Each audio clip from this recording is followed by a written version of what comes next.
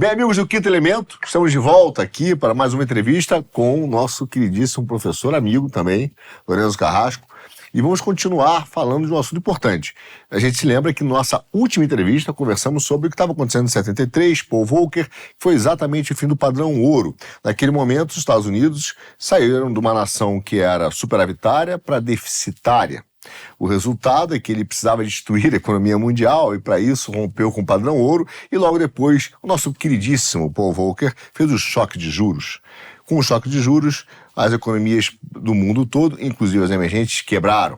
O resultado foi que, a partir daí, os Estados Unidos começou uma expansão monetária, financiando a sua indústria ou seu complexo militar, onde, também na surdina, né, professor, ele desenvolveu a indústria tecnológica e outros tantos investimentos feitos, mascarados pelo investimento militar, mas resolveu e precisou de uma solução para manter o padrão de vida americano. E a solução foi o crédito. A partir daí, da década de 80, apesar do governo Reagan ter feito sim uma redução de impostos, não fez do tamanho do Estado. O Estado americano continuou crescendo e, através desses pacotes de estímulos de governo, se formaram uma das maiores bolhas do sistema financeiro, que duram até hoje, o sistema de crédito e a financiarização da economia.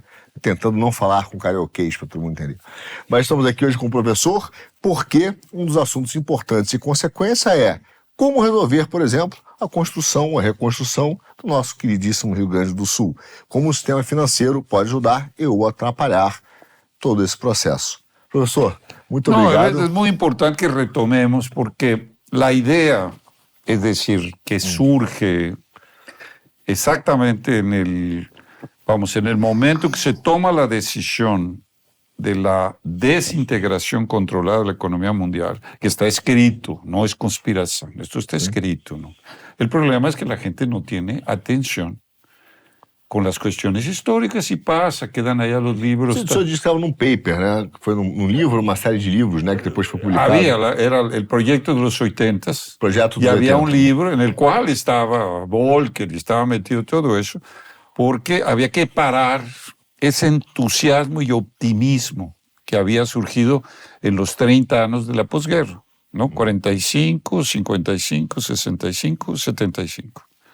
Y ahí empieza la destrucción. A partir de agosto 71 se rompe el Tratado de Bretton Woods, el patrón oro, el sistema de reserva va para el espacio, más eso, como decía, acontece con fatos políticos fundamentales. El asesinato de Kennedy en noviembre de 1963, el asesinato de Robert Kennedy en 1968, el asesinato de Martin Luther King en 1968, los intentos de asesinato contra el general Charles de Gaulle en Francia, que terminan con el 68, que es un movimiento de una revolución colorida previa, ¿no? Ainda no tenía esta connotación ahora que toma a partir de los 80, final de los 80, pero fue una revolta tal para introducir, ¿no? Primero desestabilizar, que tanto Kennedy como de Gaulle eran los dos grandes opositores a que el sistema estuviera controlado por la Reserva Federal. Esto es un fato, ¿no?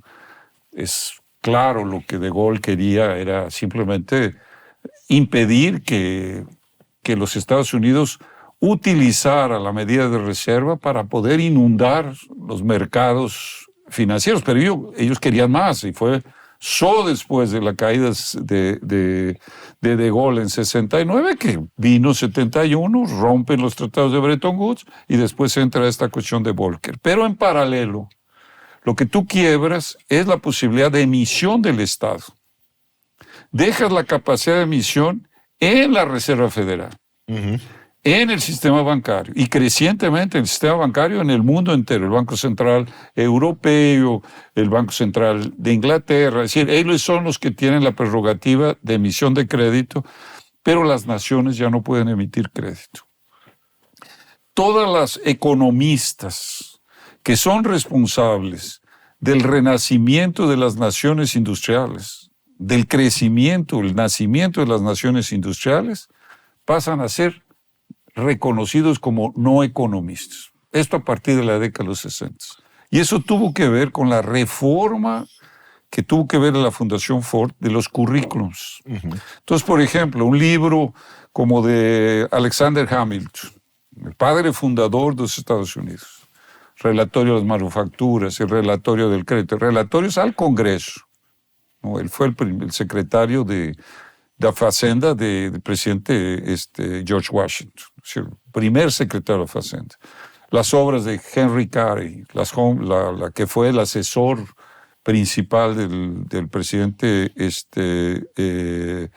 Abraham Lincoln.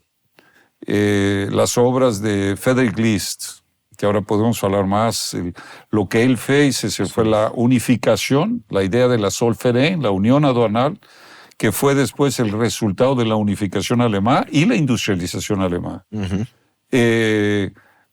Personas que eran, por ejemplo, sucesores sucesores, seguidores, discípulos de Henry Carey, ¿no? Como es Erasmus Pershing Schmidt, que fue el asesor de la Revolución Meiji, de la reforma, de restauración Meiji, que fue el resultado de la industrialización de Japón, incluso de las pretensiones después imperiales. Más, todos esos economistas pasaron a ser proscritos. Tú no encuentras en las universidades más que la política la política neoclásica en la economía. Entonces proscribieron eso. Obviamente, vivimos un sistema en el que el Estado no tiene soberanía de emisión de crédito. Y la principal función de un Estado nacional es la capacidad de direccionar el crédito para la construcción de tecnologia, de infraestrutura, etcétera, etcétera. Entonces, hoje eu botei só um ponto. Hoje eu acabei de botar no meu Instagram, no Stories. Infelizmente você não vai ter visto, mas porque já aconteceu o programa, o Stories infelizmente já acabou, mas eu lanço novamente. Mas assim, saiu uma matéria da Bloomberg dizendo que a China, por exemplo, eu não vou dizer que eu estou defendendo a China, mas a China fez um fundo de 47 bilhões de dólares para desenvolver a indústria de chip, para competir com os Estados Unidos e a TSMC, né? E aí eu brinquei no meu Instagram, botei assim, imagina o pessoal que cheira Hayek, quando veio isso aqui, imagina se fosse no Brasil. Se o Brasil pegasse o BNDES, assim, eu vou fazer um fundo de 47 bilhões de dólares para desenvolver a indústria de chip brasileira. E iam dizer, não é para fazer isso, deixa a China fazer, ou vai para os Estados Unidos. Quer dizer, esse movimento que o senhor está falando é exatamente o que acabou o neoliberalismo travando, porque não deixar através do consenso de Washington. Exatamente. Né? Segura, agora, não emite crédito. Si tú falas de estos economistas, estás diciendo que es arcaísmo. Eso no existe más. Eso no son tal. Tú vas a las escuelas y dices, no, eso no existe más. Eso no tienen importancia. Lo que tiene importancia es la escuela de administración de Harvard, o tienes la importancia de las de Yale o de las universidades inglesas, etc. Entonces, primero destruyes el proceso de información. Ahora, tú encuentras las obras de Henry Carey, de Frederick List, en Corea. Los encuentras en Taiwán, los encuentras en Hong Kong. Eu consegui comprar uma obra do List, que é aquele clássico, mais clássico dele, que é o National... Sistema Nacional de Economia. Sistema Nacional Econômico. E esse eu consigo em inglês, consegui comprar. Mas, novamente, eu comprei um livro sob encomenda. E como é que eles fazem? Eles dão conteúdo na Amazon, mas a capa não é o livro original, porque não pode, né? Então é um livro que acaba sendo... Você tem a edição inteira lá dentro, mas a capa não é a original. Quer dizer, nem... Exactamente. No, eso fue claro, ¿no? Entonces, por ejemplo, toda la política de industrialización de los tigres asiáticos están basados en la economía del sistema americano. Hamilton, Henry Carey, Frederick List, Pershing Schmidt. ¿No? Entonces, todo esto, todos. Eso parecía Japón, Corea del Sur, Singapur, Hong Kong, Taiwán, todos basados en la teoría del Estado fomentando áreas de la indústria. Assim foi que Coreia... O Brasil estava arriba de Coreia. Agora, nesse modelo, eu tenho uma preocupação que eu acho que ele é legítimo e faz parte, até porque o Estado, no modelo democrático, ele pode escolher, né, orientar. A função do Estado é essa, né? Entender qual é a melhor configuração do sistema capitalista que lhe interessa. Porque os liberais ou neoliberais tentam dizer que só existe uma configuração, que é o modelo de uma economia globalizada, com uma construção global integrada pelo livre mercado baseado no sistema de preços, né? Mas, ao mesmo tempo, a gente fala, bom, ok, tem que ter cuidado para não virar uma tecnocracia, né? Porque senão daqui a pouco você vai ter técnicos, né, burocratas, querendo utilizar sistemas para impor, não as pessoas direcionarem o Estado para uma questão estratégica, mas a utilização de modelos ou dos tecnocratas impondo às pessoas como deveriam viver, baseado numa decisão do Estado. Quer dizer, pode haver uma subversão desse modelo, né? É um perigo Exactamente. desse. No, el Estado tiene la función de orientar qué áreas se van a desenvolver, ¿no? Si tú no puedes decir, yo voy a desenvolver todo, ¿no? Tú vas a decir, yo voy a desenvolver estas áreas. Entonces yo protejo, y primero investo en educación, Sí. formación, etc. Porque la riqueza no viene de la teoría clásica, es decir, la riqueza viene de los intercambios. Compro barato y vendo caro. Uhum. Es decir, en el libre comercio. No viene de ahí la riqueza. La riqueza viene en la creatividad, en la moralidad y en la innovación. Y lo que tú tienes hoy es exactamente la inversión de eso. Claro que hay ciertas cosas de innovación, pero no en la base de la sociedad. La sociedad no está siendo impulsada a tener un renacimiento, tal, porque incluso se ataca la moralidad, ¿no? Se ataca con toda la ideología woke, toda la ideología LGBT, estás atacando la posibilidad de una sociedad responder a los desafíos creativos, ¿no? Para poder superar una crisis, ¿no? Está mejor la cuestión de la conducta, si es libre la sexualidad, que se puede cambiar, si las igualdades de género, tal. Y ahí empieza el proceso degenerativo para evitar que esa población responda creativamente. Claro, ¿qué pasó en Brasil, por ejemplo?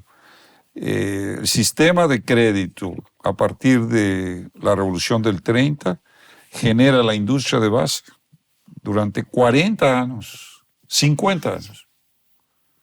Si pasas por el Estado Novo, la industrialización, pasas por todo, la creación de Petrobras, de Electrobras, las grandes tal, llegas con Kubitschek, igual crédito, la construcción de Brasilia, etcétera. Es decir, tú estás moviendo la economía en una dirección. Y el gobierno militar, pues obviamente, el desenvolvimiento del Itaipú, todo el sistema hidroeléctrico, la energia nuclear. E todos os países foram assim, né? Também, professor, como eu disse um pouco na introdução, até os Estados Unidos, quer dizer, o Reagan, que é amado por alguns conservadores, como se fosse o homem do livre mercado.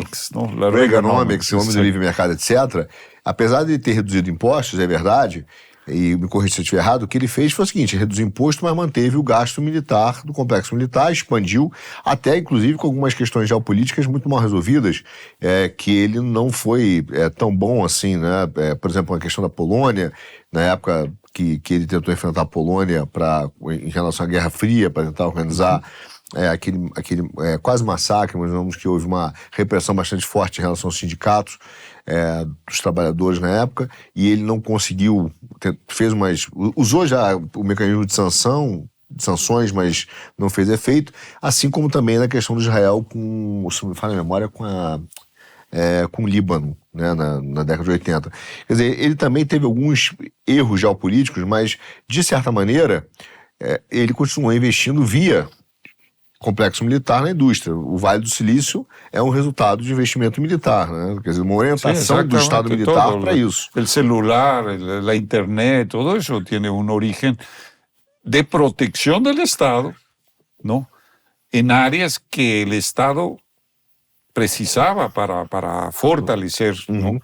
Que es la idea básicamente del IST, ¿no? Es decir, el poder nacional viene de la emisión de crédito en las áreas de infraestructura e inclusive en el área de la defensa nacional.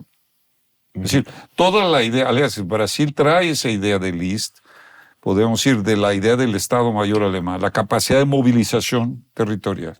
De ahí la marcha hacia el oeste, de tal, es decir, las ferrovías, la marcha hacia el oeste, que está en los tenientes, y la idea de los tenientes, que es una idea de Liszt, porque Liszt tenía aquí mucha influencia en los 20s, ¿no?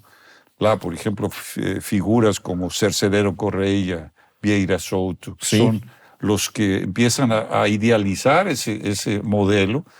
Venían de una idea de la necesidad de que tenías que movilizar en el territorio nacional. La idea del Estado prusiano, ¿no? Y eso se implementó en los 30, es decir, toda la marcha al oeste, es decir, Kubitschek, Brasilia, todo el avance, podemos decir que el país debe hacia Mato Grosso, Rondônia, la frontera amazónica, es decir, y después pues la calle norte, pero quedó truncado por la crisis de los 80.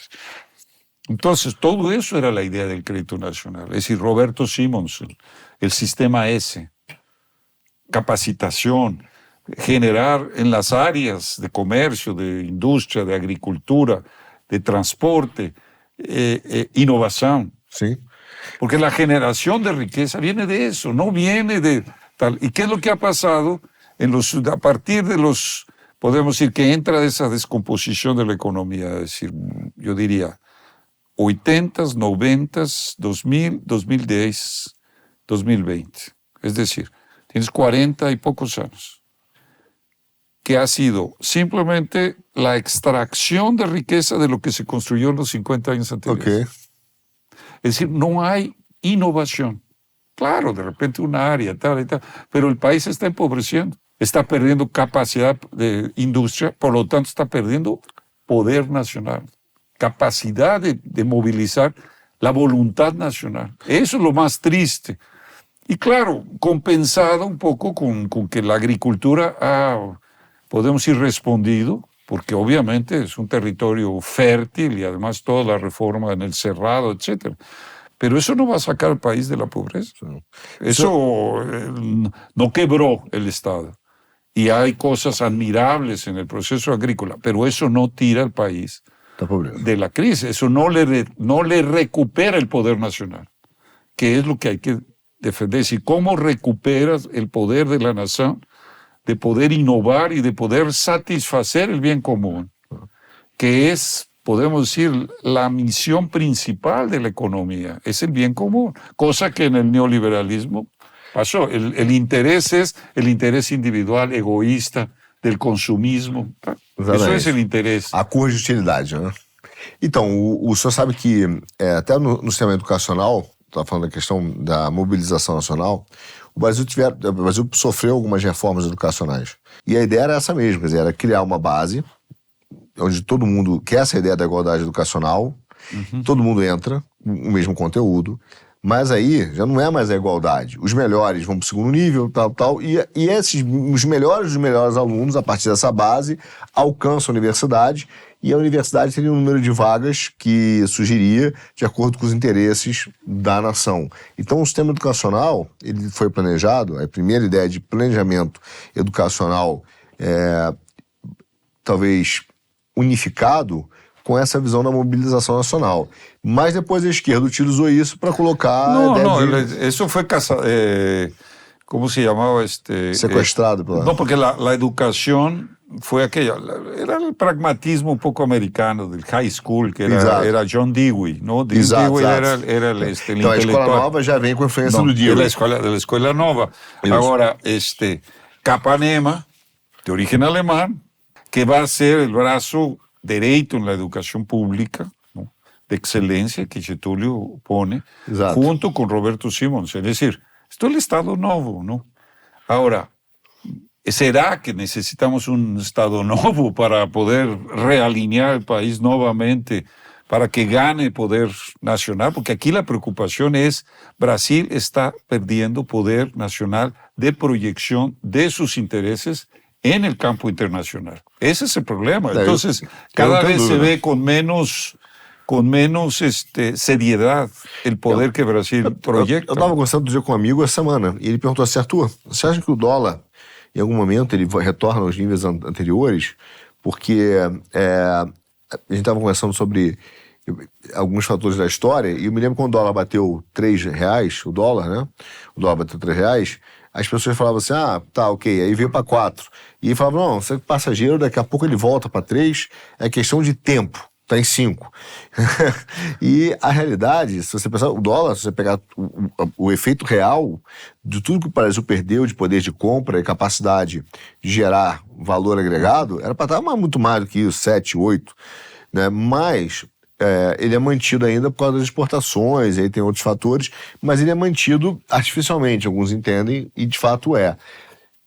Quer dizer, se o Brasil não muda, eu falei isso para ele, se o Brasil não muda a sua agenda para, de fato, construir produtos que tenham valor agregado internacional, a tendência é só viver de desvalorização em desvalorização. Esse aqui não é salto. Talvez dê um pulinho, volte um pouquinho, tá um tempinho, né? Daqui a pouco boom de novo, porque não tem valor agregado. Y vas a la argentinización, vas perdiendo capacidad industrial, que es lo que pasó en Argentina, destruyes las Fuerzas Armadas, entonces no tienes capacidad interna de cohesión, ¿no? Que es fundamental, las Fuerzas Armadas, y ahí tienes en todos estos acontecimientos de los últimos 2 años, ¿no?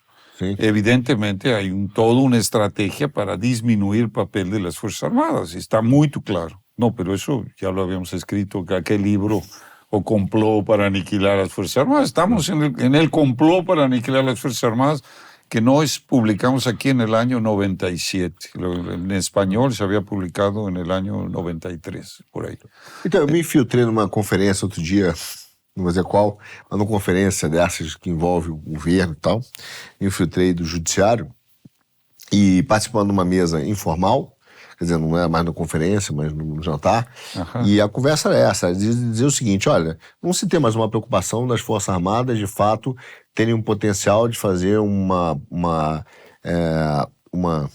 qualquer tipo de movimento no Brasil, porque eles não têm mais esse poder, são 100 e poucos mil homens, 130 mil homens, uma coisa assim.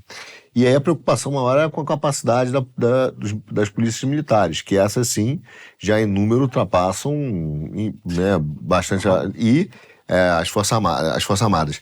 E aí existe o projeto da esquerda em acabar com as polícias militares exatamente para também terminar essa mobilização. Quer dizer, o Brasil ele vai perdendo a sua capacidade de ter não só a sua defesa garantida, mas também a sua segurança, né? E eu acho que esse é o grande projeto dessa turma. El problema es que también las Fuerzas Armadas en los programas de educación fueron, en un cierto sentido, deformados.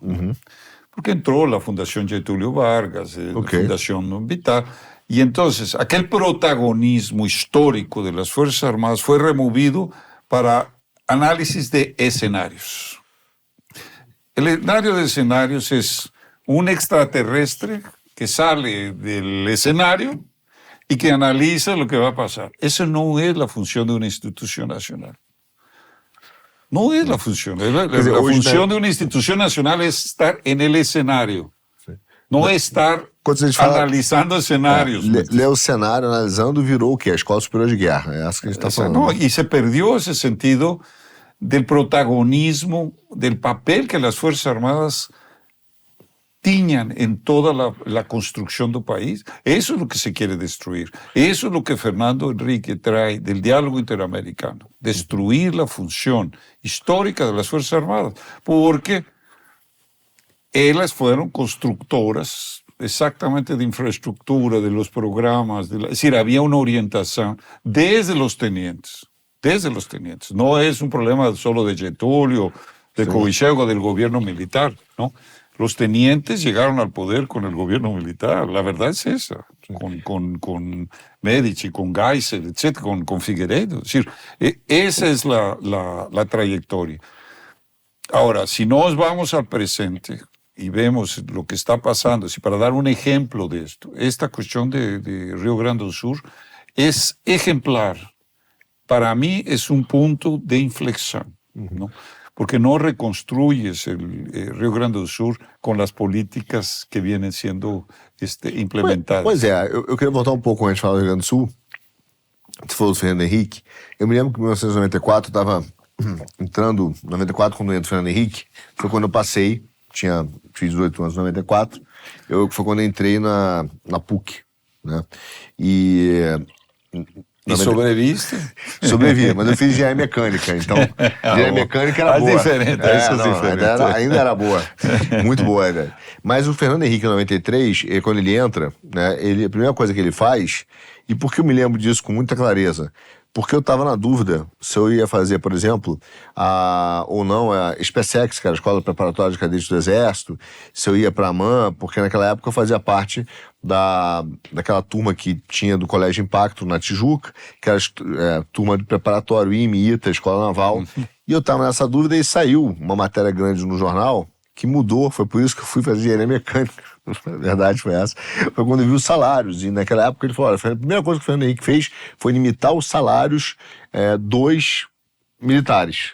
Quer dizer, e aí vem o ponto, quer dizer, a utilização do consenso de Washington, que começa ali no Reagan, né, que é a ideia de você não mais permitir que os países possam emitir dívida livremente, controlar essa emissão, utilizar um padrão internacional e fazer essa junção, ou essa joint venture, digamos assim, um acordo entre o Tesouro e o Federal Reserve, né, os bancos centrais, para poder eles se emitirem moeda livremente, limitaram o crescimento do Brasil. Quer dizer, o consenso de Washington foi utilizado como desculpa ao Fernando Henrique para sucatear as Forças Armadas. Sí, no, y viene de antes. Es decir, el asunto es que eso viene del diálogo interamericano, no es una creación. Fernando Henrique es simplemente uno de los, digamos, divulgadores de una visión. El diálogo interamericano era la Comisión Trilateral para América Latina. Eso era lo que era. Sim. Brzezinski, todo aquilo.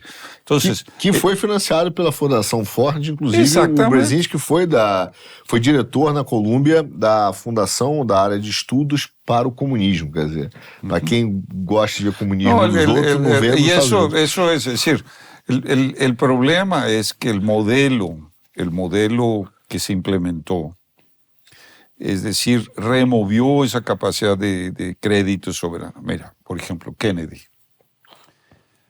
Entre las cosas por las cuales eliminaron a Kennedy fue que él hizo una emisión del Tesoro equivalente hoy a 50 billones de dólares, pero no pasó por la Reserva Federal.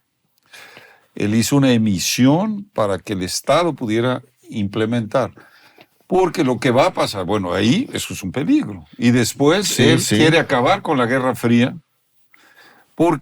y aquí es donde entra el complejo militar industrial, porque el complejo militar industrial tenía el proyecto de un gobierno mundial. Es decir, a la última instancia los Estados Unidos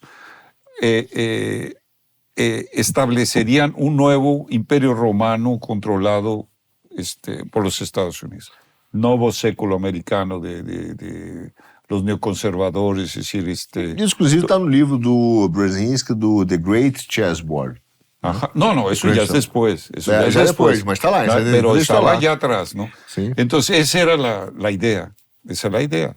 Entonces, ellos no se preocuparon, en realidad, en ser eficientes militarmente. Movían la economía a través de grandes encomiendas militares en algo de tecnología, cibernética, etcétera, etcétera, pero no se preocuparon de tener una política de defensa.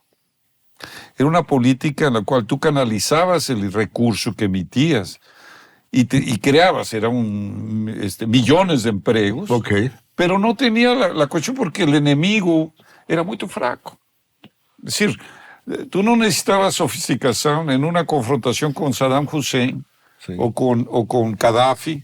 El problema que se muestra ahora es que ellos ficaron atrás tecnológicamente de lo que Rusia hizo con mucho menos recursos. Porque Rusia creó una política de defensa, innovación, educación, incentivo, los jóvenes, Agora, a China tem um exército relevante hoje também. Es relevante, Realmente pero marítimo, né? O marítimo... tiene relevante porque a China es, mira, económicamente es una cosa complicada. ¿Por qué? Porque China, primero, es un mandarinato. El Partido Comunista es la estructura de un mandarinato meritocrático.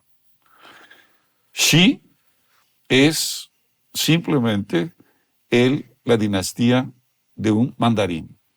China empieza con la política, podemos ir imitando la política de la Revolución Meiji, con Deng Xiaoping, cuando empieza a hacer la inversión en tecnología.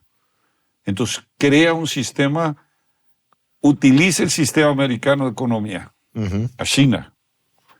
Cuando viene la globalización, a China adopta el libre comercio, pero ya está reforzado, protege dentro, tiene una estructura política histórica de mandarinato y defiende la política de libre comercio, que le va a beneficiar. Es decir, económicamente a China es el mayor beneficiario de la globalización y son hoy los que defienden el libre comercio. Es decir, mandarinato, la economía nacional basada en lo que hizo Japón en la restauración Meiji y la Inglaterra victoriana, ¿no? De cambiar libre, de tener acesso a matérias-primas em todo o mundo e produtos industriais baratos. Mas não deixa de ser uma nação, eu percebo, como tecnocrata, no sentido de que ela estabelece uma série de controles tecnológicos, de planejamento, e que vai muito além de uma mera indução comercial. Quando a gente fala de mercado ou livre comércio, ela entende que esse livre comércio é bom entre os países, mas internamente não existe um incentivo para o direcionamento livre das ações. Quer dizer, não, exatamente. Internamente planejado, externamente competitivo. Externamente livre comércio, internamente... O crédito social não deixa de ser uma coisa porque eles aprenderam, assim ruim. foi a Inglaterra, assim foi os Estados Unidos, assim foi a Alemanha, assim foi a Itália, etc. E assim foi Japão, assim foi Taiwan. Mas Taiwan já tem... Só para ter, assim, em termos de liberdade individual, sim, os dois países planejavam, mas tinham mais liberdade individual do que a China. Claro. O sistema de crédito social e outros setores são muito ruins. Pero es que el problema es que tienes que pensar que es una nación que tiene 1.400.000.000 de habitantes. Es decir, aquella idea de que puede todo el mundo estar, es decir, desintegra a China, ¿no? Es decir, es un problema para ellos, ¿no? Y tienen una cultura, etc. Ahora va a venir un choque porque estamos entrando en una onda de proteccionismo y los Estados Unidos están diciendo tasas. Ahora China tiene un excedente. No, pues entro a Brasil o entro a Argentina, tal. Aquí Brasil va a tener que poner barreiras comerciais. Eu entendo, eu concordo que existe uma sinalização disso, mas eu tenho muitas dúvidas sobre isso, porque, por um lado, é óbvio que a globalização não funcionou, no sentido de que ela não ia funcionar mesmo. Aliás, ela não foi feita para funcionar. Eu disse outro dia numa palestra, eu disse, olha, não é que ela não funcionou por acaso, por um erro. Ela foi feita para não funcionar, porque para mim ela foi uma reação ao problema, de fato, da questão da substituição da indústria pelo consumo, manter o nível de vida, e era preciso dividir essa conta. É preciso dividir essa conta com alguém, né? Porque se você deixa de produzir e passa a acreditar no crédito para poder manter o nível de vida das pessoas, a única possibilidade é que venha o dinheiro de fora. Então ele precisa emitir bastante dólar, o dólar está globalizado, para que os bancos centrais consigam comprar os títulos da dívida americana e ele consiga estar nessa... Então essa globalização é importante como consequência. Entendeu? Agora, veja bem, se nós voltarmos àquele mundo das barreiras protecionistas, dos walls, como eles falavam, né, das barreiras, esse caminho também já sabe para onde dá, não é bom. Quer dizer, para o mundo não é bom. O proteccionismo não é um sistema terminal, é um sistema sempre provisional. Es decir, tú tienes que proteger aquellas áreas que tú quieres desenvolver. Es decir, entonces tú mandas una generación, como hicieron los chineses, japoneses, a estudiar en MIT, en tal y tal, pero es deliberado. Si yo voy a desarrollar sector nuclear, Pronto. Lo que hizo Brasil con el enriquecimiento de uranio. Simplemente la mejor tecnología de enriquecimiento de uranio se hizo aqui em São Paulo. Por quê? Mas Porque são havia uma áreas direção. estratégicas dentro de o que o Trump e o Biden, né, os dois estão tentando fazer com a China, simplesmente aumentar tarifas para fazer uma guerra tarifária. Sí, pero eso están obligados por la situación de que están siendo, es decir, a China está metiendo tal, ahora van a meter una tarifa de 100% en los carros eléctricos. Aliás, los carros eléctricos están ahí en los parques, ¿me entiendes? Então, no está funcionando essa tecnologia. Nessa hora que eu acho que existe um globalismo dos dois lados trabalhando juntos. Porque uma reação dos dois lados protecionistas, de tarifária, ela só ocorre, hoje em dia, dentro desse sistema, dentro da estrutura que nós temos, dentro da ordem, e aí eu vou tentar ser mais específico, dentro desse tipo de ordem que existe no regime capitalista, porque existem outras, o resultado disso só ocorre porque dentro do sistema monetário, que é o cambial, a China tem um câmbio que ela está sendo utilizado como, que esse é o ponto do Trump e do Biden, como uma ferramenta desleal para manter ela competitiva, a competitividade, né, chinesa. Então, assim, o fato é que os dois trabalhando juntos numa guerra tarifária empurram, como empurraram no passado, só não empurraram completamente, como empurraram a Ásia para uma crise e, consequentemente, o mundo todo. Esse foi o grande motivo da guerra de 97, da crise da Ásia, né? Que os caras começaram a guerra ali e o cambial estourou. Quer dizer, se a China aperta o botão da guerra cambial, você leva uma crise na Ásia bastante profunda, que deverá levar a alguns rompimentos. E eu tenho a impressão que, como eles querem implementar essa agenda do carbono, todas essas coisas, eles só vão conseguir fazer isso se tiver uma crise muito profunda que justifique a mudança do sistema, entendeu? Eu fiz esse comentário no meu último Geopolítica, saiu essa semana uma matéria bastante grande, assim, extensa, no Financial Times, esqueci o nome dele, escreveu um livro. Bom, é um indiano que trabalha na Fundação Rockefeller, e o título dele é muito interessante pelo seu cinismo. Eu comentei no último Geopolítica, Geoeconomia. Porque o que está de errado com o capitalismo? E ele faz um falso antagonismo, que é muito comum hoje em dia, que é uma dialética dos opostos. Ele vira e fala assim, olha, o capitalismo deu errado, tá? E os americanos, inclusive, estão defendendo hoje, simpatizando com o socialismo, como se não tivesse outra solução. E, indiretamente, sem falar, ele dá a entender num terceiro excluído, que não é nem esse, tem um terceiro aqui, que seria o regime de um sistema de preço baseado em energia, mas ele não toca claramente, simplesmente deixa na dúvida. Ou você vai ficar aqui no capitalismo que deu errado, você vai ter que aderir ao socialismo que a gente também não quer. E aí o cara fala, nenhum desses dois é bom. Pois eu tenho a terceira solução, mas ele não conta isso.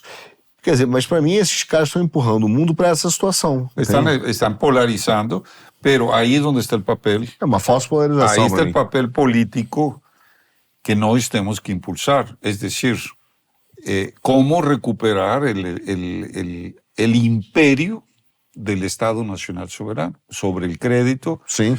Como proyección, la construcción de poder nacional a través de... Poder nacional me refiero en el sentido no solamente industrial, militar, en el sentido de moral, principalmente en la población. ¿Y cómo vas a tener un sentido moral? Pues si vas a incentivar la creatividad, vas a incentivar, ¿me entiendes?, las patentes. Claro, exacto. No, tú vas a incentivar. Tal. Entonces tienes que proteger eso. Eso porque es como un pequeño embrión, ¿no? Entonces tú no puedes dejar eso a la libre competencia. Eso lo entendió muy bien Friedrich List. Friedrich List es clave en esa cuestión de poder nacional. Él entendió que la cuestión de infraestructura, mira, eso viene de Leibniz. Ok. Viene de Colbert, Jean-Baptiste Colbert en la Francia. Viene del propio Lincoln, la marcha al oeste. Viene de la construcción, Colbert, los canales, las estradas, ¿no? Kennedy, toda la estructura interestatual de estradas. Es decir, Franklin Delano Roosevelt, la cuestión del New Deal, el TVA, ¿no? Es decir, el Tennessee Valley Authority, es decir, obras de infraestructura. Uhum. ¿Qué pasa en Brasil? Que tú tienes el orden del control financiero y tienes un movimiento ambientalista que no te permite hacer nada en infraestructura. ¿Ok? Por eso es colonialismo. Sí. Es decir, no te permite desenvolver las energías creativas, morales de la sociedad. Y los jóvenes, ¿qué alternativa tienen? ¿No? Es decir, en la Amazonia, es decir, ¿qué alternativa tienen? Es decir, o entran en el diálogo de ambiental, etcétera, o entran en el crimen organizado, que é o que está tomando a Amazônia. Você vê, por exemplo, que a gente fala de ciência, fala de várias coisas, mas as cadeiras, tipicamente, que te dão essa base científica das ciências duras, por exemplo, física, né, matemática, engenharia, elas não são incentivadas, nem têm um incentivo real por parte da agenda da patota, como eu chamo, para que você desenvolva mais engenheiros no Brasil. Pelo contrário, você tem hoje uma ideia, e é interessante, né, como eles fazem isso, a forma canalha, desculpa o termo, mas eles viram e falam assim, eles dão a ideia que existe um mercado gigante e que tem que ser preenchido. E esse mercado gigante nunca é em relação à engenharia, física, não. É assim, temos uma pandemia mental no Brasil. Então todo mundo hoje quer ser psicólogo, entende?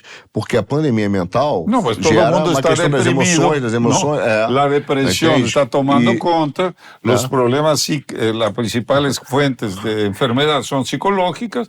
Bom, então eu quero ser analista porque todo mundo está precisando de um analista. Tem mercado. Não, tem mercado. É decir, a religião está em baixa, não?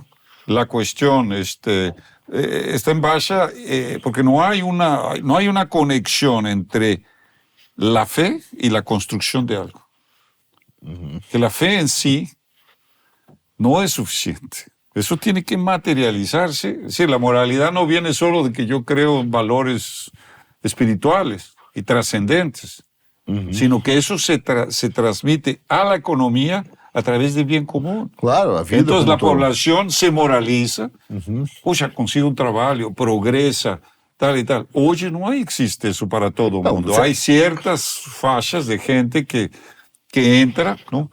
Eu acho que é cada vez menor, Lorenzo, porque veja, você tem um trabalho hoje que ele é anticristão no Brasil, claramente cristão. Então o objetivo é retirar a fé. Então você tira os assuntos da fé, você substitui uma moral cristã pela ética das emoções, que é o certo e errado, é como isso me toca. Então, se eu fiquei ofendido com uma frase sua... Exatamente. La simplicidad de las emociones, ¿no? O de la sinceridad de las emociones. Exato. A substituição de uma lógica reflexiva por uma lógica automática ou superficial, né, ou espontânea. Então, aquela ideia, sabe o que eu penso? Mas o que você pensa é certo? Não, mas eu não preciso pensar certo, porque o que importa é o que eu sinto. Então, a forma como me expresso é o suficiente. Então, todo esse conjunto de coisas, no final, você está esvaziando essa questão da pessoa querer conhecer a ciência e desenvolver. São todas substituições. E aí você tem um incentivo enorme para se formar grandes operadores. Você tem, no direito, por exemplo, aconteceu a mesma coisa, formou uma série de operadores do direito, não juristas, e muito contaminados pela ideia dos discursos humanos que foi subvertido desde a época do Carter. Da época do Carter, que foi o grande La máfia de direitos humanos, não é decir. Ahora, tem que escrever esse livro problema, aí, depois do Máfia Verde, a máfia dos direitos humanos. La máfia, no es parte, ¿me entiendes? Es decir, utilizan los derechos humanos para atacar los estados, para evitar tal y tal. Es decir, eso está muy vinculado al movimiento ambientalista, al movimiento indigenista, a los movimientos de igualdad de género, toda esta transexualidad, eso viró un derecho humano, ¿no? Es decir, el derecho humano a que yo viole la naturaleza. Es decir, no es un derecho humano que está vinculado a un derecho natural, ¿no? De cómo Dios creó al hombre a su imagen y semejanza. Pronto, y que está el derecho natural desde el Génesis. Ahora, el problema es cómo esto va a cambiar, Artur. Y cuáles son las oportunidades de cambio. De ahí entra el problema de esta desastre en la energía en Rio Grande do Sul. Sim, eu queria falar do Sul aqui um pouco. Hablar un poco de eso, porque mira, el Rio Grande do Sul muestra exactamente el problema. el Estado mínimo, los libertarios, todo se originó en varios, Brasil Paralelo y cosas así. Los libertarios y de Estado mínimo, anarcocapitalismo, todo tiene mucho el Rio Grande do Sul. Foi traficado lá. Ahora, ¿qué fue lo que pasó con Rio Grande do Sul? En 1998, Rio Grande do Sul debía algo en torno de 42 bilhões de reais a deuda. 98. 98. Ok. Pagó 52 bilhões y hoy debe 81. Esa es la regla, ¿no? Entonces no va a salir del buraco así. Se requiere nada más para el equipotencial de reconstrucción, es decir, lo que era antes de la inundación, ahora en torno de 100 o más bilhões. Pero en realidad eso no es suficiente. Eu também creio que Eso no va a esse reconstruir. número não faz sentido para mim. Entonces Olhando. tú tienes que reconstruir y mejorar, porque hay que hacer diques mayores, es decir, la catástrofe es como la cuestión que pasó con la Katrina, el ciclón que acabó con New Orleans, ¿no? Isso. Es decir, pero aquí tú tienes, New Orleans está abajo del nivel del mar, entonces tú tienes diques y bombardeamiento continuo. Eso lo hicieron los cuerpos de ingenieros del ejército. Es más, muchas de las barragens hoy siguen bajo el control del ejército americano. Es decir, esa cuestión de que Estado mínimo, tal y tal, eso es para tercer mundo implementar. Então, eu até comentei um pouquinho na nossa introdução. Os Estados Unidos fala e propaga isso, mas ele não tem um Estado mínimo, ele tem um Estado gigante. Então, inclusive, no seu complexo militar... Estado, bueno, tiene Estado, el control, também um welfare state, né, de bem-estar social, é gigante também. Eso, ¿no? Então, es decir, ellos ningún Estado es Estado mínimo. Es decir, es mínimo porque te están disminuyendo permanentemente. Ahora... ele só cresce, aliás, desde... No, entonces tú tienes la oportunidad, Arturo, porque estos son...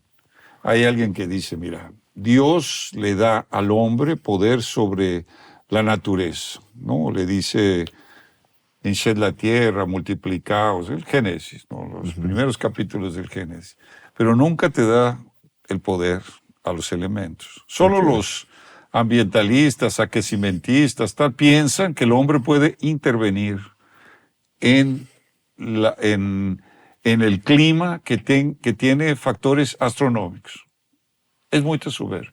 Esta cuestión, muy soberbio. Es decir, no tenemos la capacidad. Tal. Sí, micro. Você sabe que essa história do homem tentar dominar o tempo, e eu acho que ele consegue, ele pode alterar, intervir, não consegue controlar. Porque, mas ela é antiga, inclusive na Idade Média, né? Quando havia uma chuva muito grande, eles tinham preocupação daquela nuvem, aquela chuva acabar com as colheitas, com as plantações, eles atiravam flechas contra as nuvens. Para tentar... para tratar de acertar, y nunca se pudo. Y tú tienes el diluvio, tienes Sodoma y Gomorra, es decir, son los elementos. El agua, el fuego, el viento, las pandemias y la tierra, los terremotos, tal, que a veces son elementos que vienen providenciales, a pesar del daño, providenciales, para mostrar que tienes que cambiar el rumbo, ¿no? Então, y esto es lo que yo creo que está pasando con Rio Grande do Sul. Eu queria fazer uma provocação altamente conspiratória.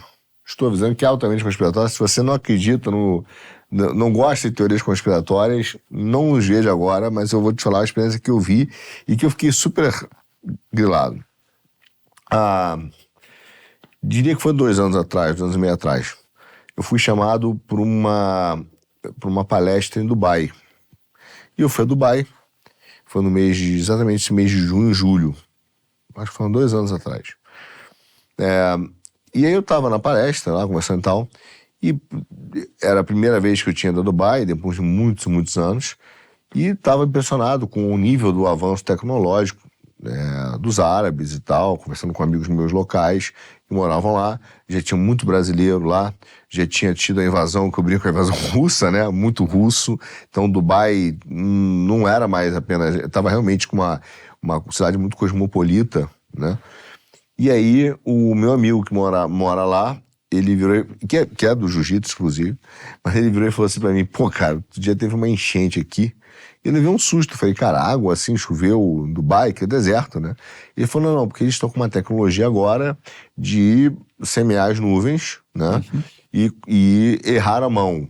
E errar a mão, e a coisa... Ele falou, até gente que tinha Ferrari, Lamborghini, as garagens alagaram, e não esperava aquele nível e tal, e perderam.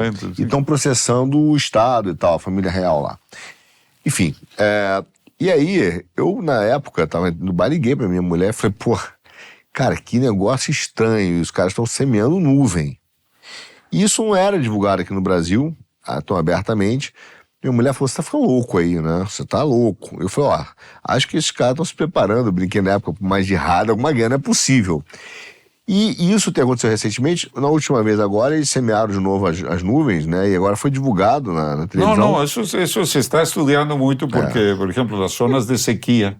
Pode ter sido... Aqui havia um japonês, eu não me lembro del nome, que traía una idea, Sim. que hasta te tiene una nube y tú haces que la nube precipite sobre un área, ¿no? Sí.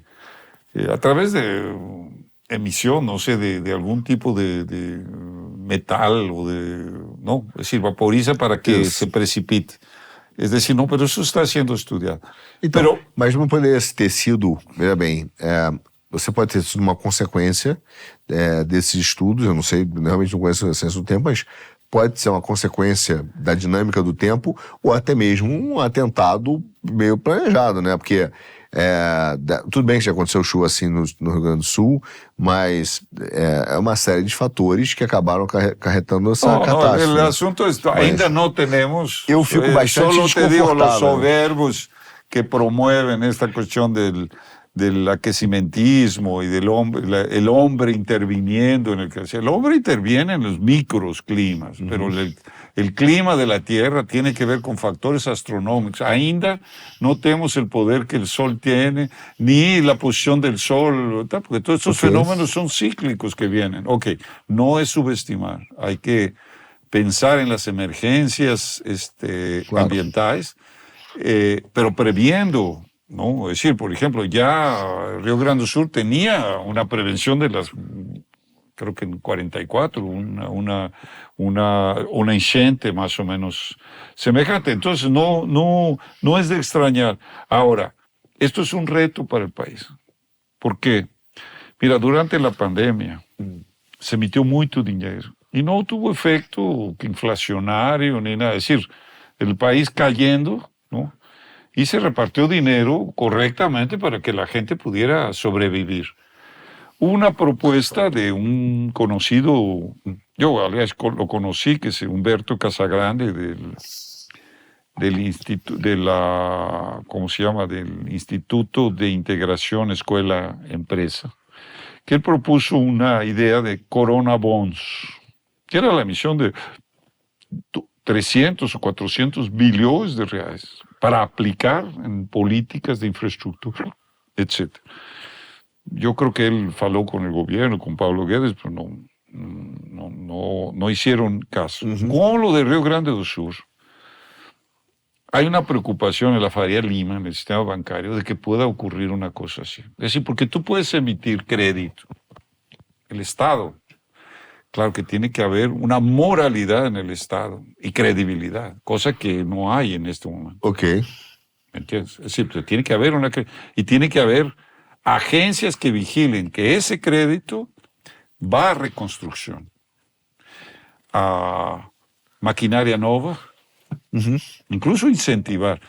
Ahora, Artur, Brasil construyó Brasilia en 5 años. En 2 años, en 1 año, se construyó Palmas, en la capital de Tocantins. Sí. Es decir, el esfuerzo hacia Río Grande do Sul es mucho mayor. Pero es posible, ¿me entiendes? Una movilización nacional como que tú recuperas esa moralidad de que lo que tienes que hacer. Hoy todavía estaba viendo ahí en Valor, venía leyendo cosas así, preocupación de que no se vaya a salir, que tal y tal, es decir, que la emisión de crédito siga estando en el sector bancario, que son los que manejan la cuestión de la Selic y todo esto, que no haya el Estado, la emisión de títulos del Tesoro directo para reconstrução de infraestrutura. E eu penso que é um segundo chamado. Eu vejo, por exemplo, quando você falou do Corona Bonds, eu vejo, por exemplo, um erro que foi exatamente o problema do Paulo Guedes como ministro. Porque o que ele fez? Nessa época, ele poderia ter emitido direto e ele optou por usar o modelo americano, neoliberal, do quantitative easing, né? Então, de certa maneira, o que ele fez? Ele entregou a compra de recebíveis dos bancos que estavam com problema de crédito, recomprou e entregou para os bancos emprestarem, em linhas adicionais para os bancos. Poderia ter feito via Caixa e Banco do Brasil, mas não fez, quer dizer, fez os bancos privados.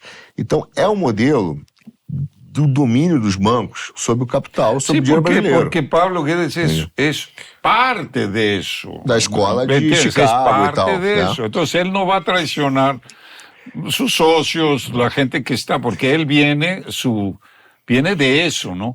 Que puede haber acertado en cierto momento, pero había un momento en que tú podías escapar de eso, sí, ¿no?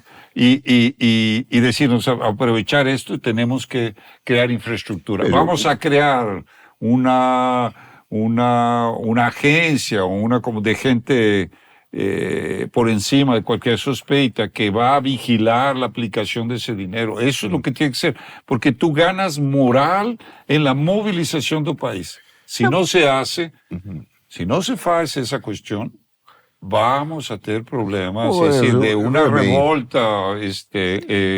Eu acho que o povo, as pessoas, eu volto a dizer, eu tenho bastante. O Brasil tem essa questão de precisamos fazer a coisa, vamos criar uma agência para controlar. Eu acredito na índole do povo brasileiro, apesar de saber também que, às vezes, quando a turma escorrega e de tobogã. Mas veja, o Brasil gasta hoje. O orçamento anual, a pessoa, a Faria Lima, a turma fala, poxa, 100 bi é muito dinheiro, 100 bi é muito dinheiro, tá? Mas o Brasil gasta hoje, no seu orçamento federal, 5,5 tri. Então você está falando... Não, estás falando de que 48% do orçamento vai a financiamento da deuda, cara. É decir, isso está chegando a um limite de ruptura. Então, se você quiser levar a sério essa discussão climática, que eu não levo, mas você pode chegar para os países que estão... As pessoas, ou a dívida externa, ou mesmo para a dívida interna, e falar, olha, cara, vocês não querem compensar, vocês criaram isso aqui, se for climático, eu não acredito que seja, mas já que o discurso do cínico é esse, olha, vocês nos indenizam, né? Então, ou perdoa-se a dívida do Rio Grande do Sul, que a direita tentou passar no Senado da Câmara, e o PT não votou, não quis votar o perdão da dívida do Rio Grande do Sul. Tá? Que esse valor que você falou, não quis, eles toparam não cobrar juros durante 3 anos. Sim, que bonzinho, são muito fofos. Então, assim, quer dizer, o efeito disso é quase nenhum. Veja, simplesmente assim, eu não vou te mandar uma conta porque você está no hospital, mas você não resolve o problema de como pagar o hospital, né? Então, não vou te onerar mais. O Brasil, a gente podia ter umas formas de empréstimo direto, assim, de pegar esse dinheiro, não em bolsa, etc., mas para que, não precisa de uma agência. O povo quer reconstruir o Rio Grande do Sul. Eu entendo que as empresas querem esse negócio. Então você lá, quer dizer, vincular um financiamento ao projeto e esse projeto depois ser prestado contas para o Ministério Público, para as áreas de controle que já existem no governo, é uma coisa que entendo que seria natural. Essa estrutura já existe, entende? E o valor não é tão alto. Por exemplo, eu vi uma conta, eu posso enganar nos valores agora, mas que só a discussão do reajuste do judiciário no Brasil aumentaria uns 40 bi, mais ou menos, o custo do governo brasileiro. Então, vamos ficar 3 anos sem dar aumento para o judiciário, aí vamos fazer um esforço de usar 3 anos disso, vai dar 120 bi para o Estado, entende?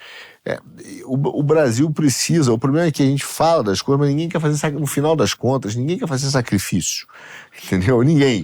Então... É óbvio que não é o difícil. problema é o seguinte, que passa por el assunto políticos y quién se va a beneficiar políticamente de una cuestión de reconstruir el Estado de Río Grande do Sur. Es decir, que es una mezquindad, ¿no? Porque evidentemente no va a ser este gobierno que se va a beneficiar. Este gobierno está enterrado. Es decir, el gobierno de Río Grande do Sur está enterrado. El problema es cómo generas, ¿me entiendes?, dentro de la sociedad, y porque eso se mostró en el voluntariado. Se a gente tem 5 trilhos sobre orçamento, veja bem, um esforço de 10% daria 500 bi, entende? Aí você fala, cara, sei que 10% de uma conta pública é muito dinheiro, mas se for 5%, são 250 bi. A gente precisa de 100. Entende? Então não é, na minha cabeça, um problema a fonte de financiamento em si. São colocados obstáculos estruturais ou de infraestrutura financeira, como o consenso de Washington, como o controle da moeda, como a Faria Lima, para dizer o seguinte, como nós vamos costurar isso aqui? E aí é um problema das pessoas, que é a minha crítica ao liberal, que quando eu começo a criticar o liberalismo, as pessoas falam, poxa, mas qual é o problema? Então, que eu odeio essa pergunta, mas eu entendo quando vem do nosso público. Mas gente inteligente, com qual é o problema? É que o liberalismo é amoral. Então a primeira coisa não é o que as pessoas estão passando, não é a moral da sociedade. É assim, pô, como assim? Quem é que vai pagar essa conta depois, né? De onde vem o dinheiro? Então a pergunta é a seguinte, se tiver que deixar então, o Estado quebrado, as pessoas mortas, deixam, porque não há um problema. Vamos economizar, porque a lógica é da curva de utilidade do sistema de preço do livre comércio. ¿No? No, y ahí tú te das cuenta, por ejemplo, el Estado, que fue el que responde a la tragedia, tiene infraestructura insuficiente, de helicópteros, de aviones, de tal y tal. Es decir, toda la buena bondad del Estado está sucateada. Entonces tú te das cuenta en esa crisis que es un mensaje. O cambia, ou vamos a ter uma tragédia social sem precedentes. Veja, a grande lição do Rio Grande do Sul, que acho que os jornais, as pessoas não estão falando, eu vejo isso, é o seguinte, porque a ideia de que está sucateado, você tem duas visões. Uma de que está sucateado porque o cara não investiu o que deveria ter investido e está velho. Então ele usou para outra coisa e tal. E para mim, conhecendo um pouco o Brasil, eu não vejo assim. E aí, bom, a resposta a isso seria só botar mais dinheiro, que é sempre a resposta natural. E aí, o que é importante as pessoas olharam agora, se a gente tiver maturidade, e é uma análise difícil, e desculpa a comparação, mas é verdadeira. Na hora que as pessoas têm que começar a entender que política pública são escolhas. Na hora que a Tabata fala que tem que ter um mods para todo mundo no Brasil, que o Estado tem que dar, vai sair do helicóptero. Vai sair do helicóptero, entendeu? Então, assim, vai sair da manutenção da barragem. Então, o que acontece? O Estado, ele se põe no Brasil a oferecer esse poder, essa barganha eleitoral de curto prazo, em que ele vai aceitando tudo, e, obviamente, vai saindo de algum lugar. Então, na hora que você começa a aumentar muito a tua folha e a tua área de influência, você vira o pato, né? Que você quer nadar, voar e andar, mas você não faz nada direito. Quer dizer, ele deveria está preparado para a catástrofe, mas como ele tem cuidado do absorvente da menina da pobreza menstrual, da bolsa não sei o quê, da cesta básica, da obra na escola, da lâmpada, e foi a frase infeliz demais, aliás, uma coisa que o Eduardo Leite se destacou, junto com o Lula nessa tragédia, foram de frases infelizes, mas ele virou e falou assim, o Estado tem outras agendas. Né? E é por isso que não conseguiu fazer a manutenção. É um absurdo essa frase, mas eu entendo o que ele está dizendo. O cavalo subiu ao telhado, não? O cavalo subiu ao telhado. Então, esse é um mensagem. Eu sei que é bonitinho, tem gente que vai brigar comigo, que sempre brigam. É bonitinho ter um hospital público de pet, entendeu? É bonitinho, é fofo. Mas isso é coisa de país rico. É país assim, que tem tanto dinheiro que vão fazer um hospital para pet. Agora, no momento que você não tem nem a manutenção de uma barragem sendo feita, você não tem nem a infraestrutura no Brasil, você vai fazer projeto para fazer hospital de pet, entende? Então o nosso problema é enfrentar essa realidade e dizer, olha, o Estado do Rio Grande do Sul está sofrendo com isso, quem é que tem o dedo manchado nessa tragédia? Todo mundo que vem querendo um Estado que faça tudo, porque o Estado não consegue fazer tudo. No, eso ahí. Y yo digo, hay una gran oportunidad. Yo creo que el Congreso ha de tener eso en la mente, ¿no? Porque es la única fuente de poder que pudiera dar una guinada, ¿no? a este absurdo. Tal. Y ainda no bajó las aguas. Es Não. decir, el asunto es que deja que bajen las aguas porque ahí va a empezar el problema. Y claro, eso implica, es decir, podemos decir, credibilidad, tener moral para hacer una cosa de estas, pero va a ser necesario, ¿no? Yo creo que el país sigue pensando en la cuestión de que energías de transición, solares, estaba yo viendo un reportaje que el nordeste se va a beneficiar y no se están dando cuenta que eso está todo cayendo en Europa, ¿no? Es decir, Alemania está por el suelo. Eso obviamente será motivo de Outro programa. de otro programa porque hay que ver exactamente lo que pasó en Alemania.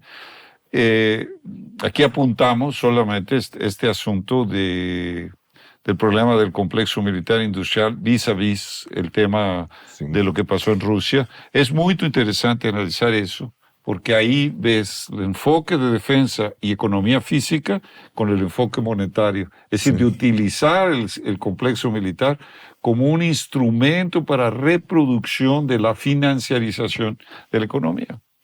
São dois modelos. Que o Reagan tem dedinhos abertos nessa história. Exatamente. Então, o meu ponto é que se criou uma história, aí sim, ideológica, que tem efeito econômico, e que eu disse um pouco no início, ao longo da nossa conversa, em que você tem uma dialética. E eu vejo isso muito nas redes sociais, eu vejo isso na filosofia, como é apresentado, que não é defesa de obras, mesmo do Olavo, não do Olavo, mas dos seus seguidores, né?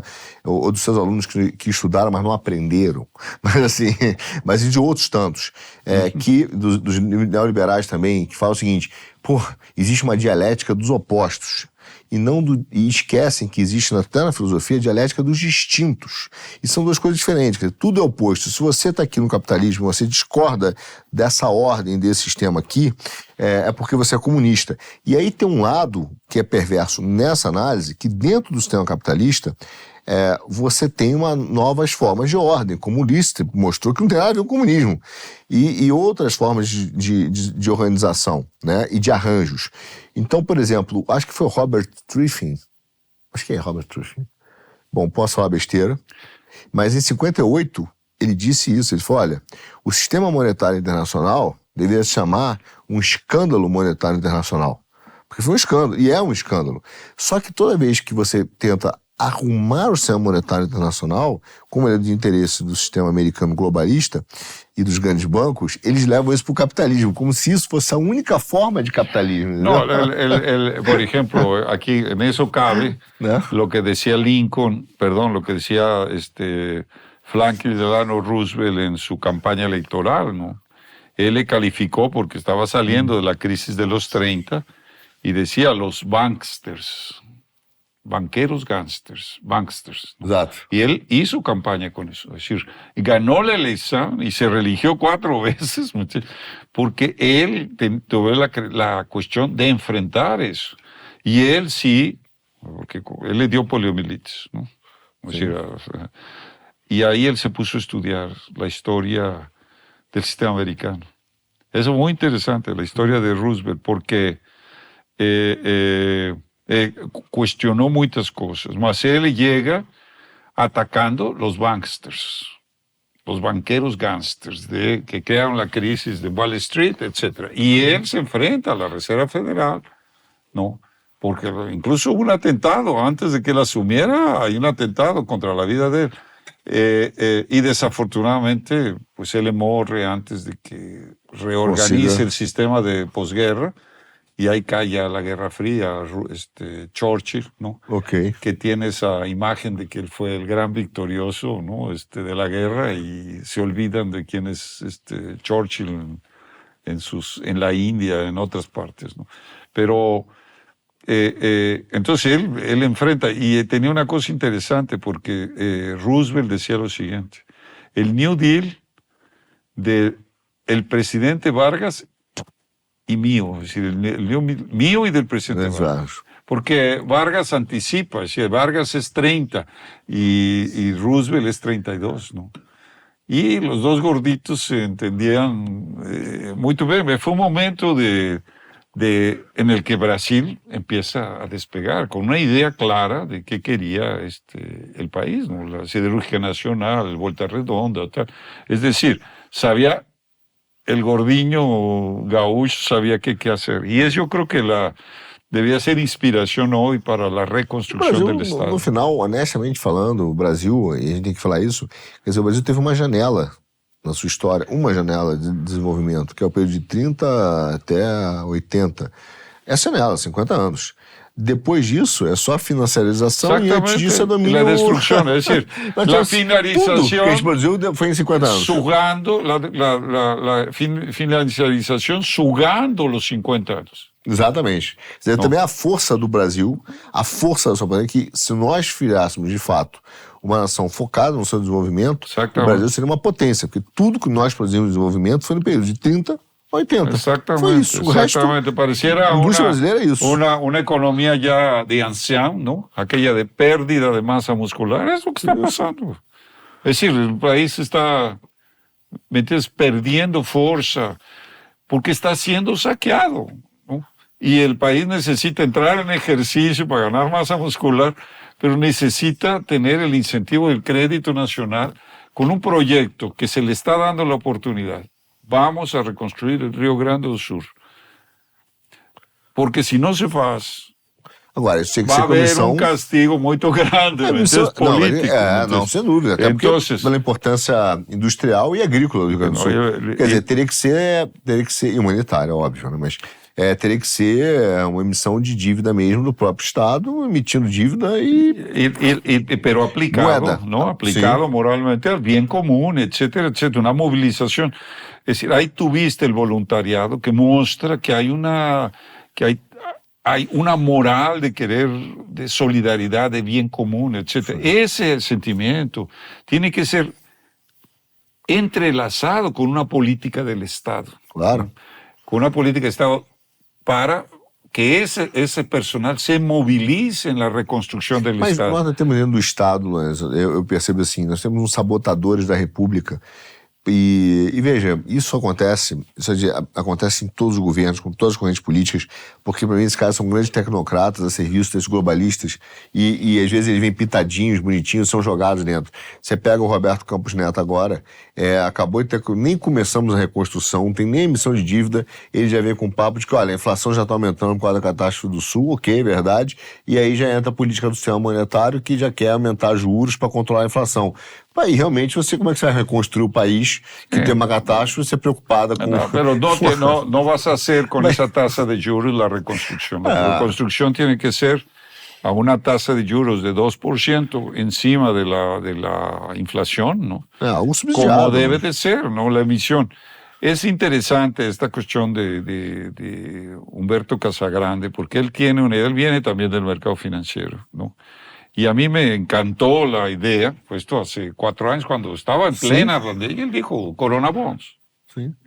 Podemos hacer. Y dio un artículo en el Estadão, creo. Dije, opa, es decir, una idea fuera de la caixinha, ¿no?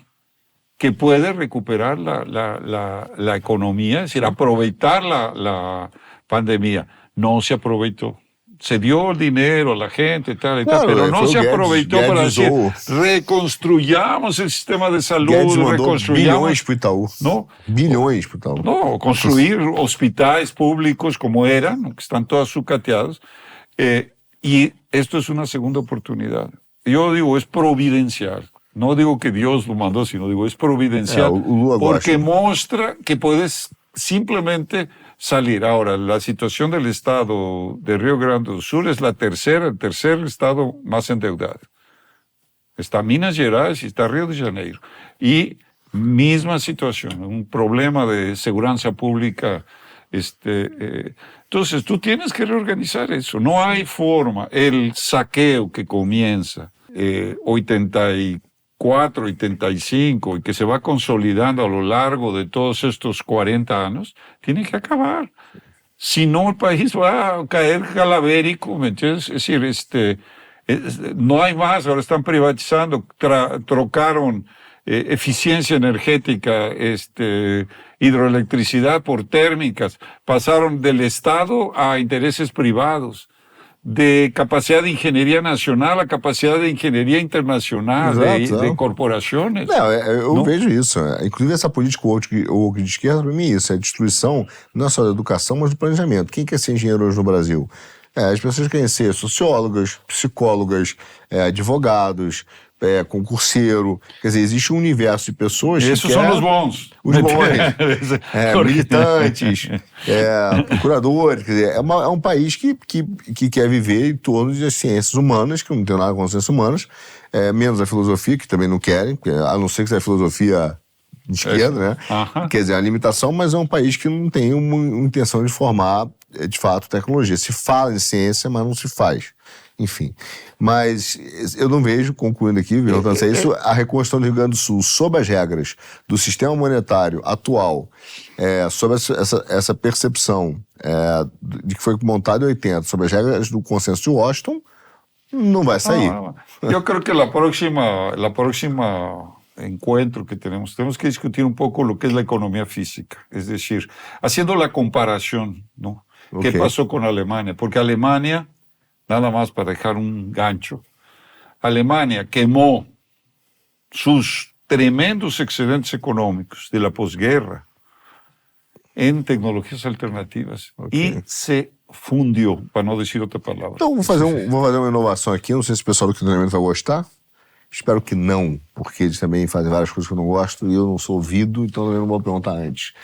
Para o nosso próximo encontro, que demorar um pouquinho mais, dá tempo para os nossos telespectadores, não sei o nome de seguidores, sofredores, não sei. Exatamente. Absorvam um pouquinho. Comprar o livro que eu vou ler, eu já li, mas vou ler novamente, Economia Física, que foi lançado Há dois livros que são importantes. Um é Cartas de Economía Nacional contra el Libre Comercio, que lo pongan ahí, manden ahí a Capax Day la cuestión. Basta aqui Economía Física.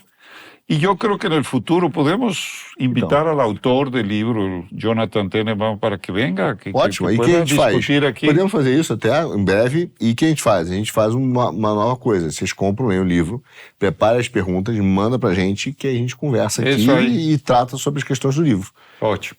Perfeito. Tá feito aí o desafio, tá vendo? Comprem, estudem. O livro é bom, é bom. Ótimo. Tá bom? Bom, obrigado, Lorenzo, pelo seu tempo. Não, obrigado aqui com Obrigado a todos vocês. Espero que seja inteligible o que estamos dizendo, porque há muita coisa de história, isso. Sim.